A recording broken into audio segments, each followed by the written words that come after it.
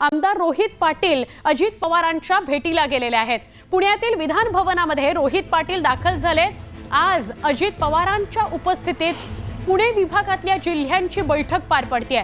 या बैठकीला पुणे विभागातील मंत्री उपस्थित राहणार आहेत। बैठकीसाठी आलो असल्याची रोहित पाटलांकडून माहिती मिळते।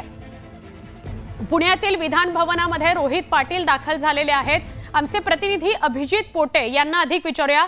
अभिजित, काय अधिक माहिती या बैठकी संदर्भातली?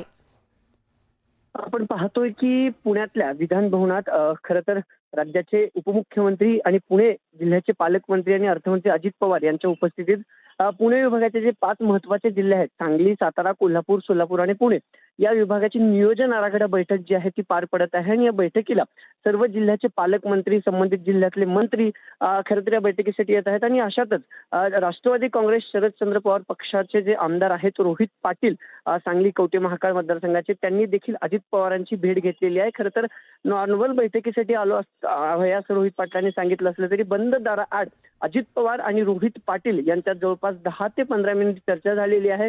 बैठक सुरू होण्यापूर्वीच रोहित पाटील हे विधान भवनात दाखल झाले। त्यानंतर थेट अजित पवारांचं जे दालन आहे त्या दालनाकडे गेले। त्यांची आणि चंद्रकांत पाटील यांची देखील खरं तर दोघांची भेट झालेली आहे। चंद्रकांत पाटील सांगलीचे पालकमंत्री आहेत।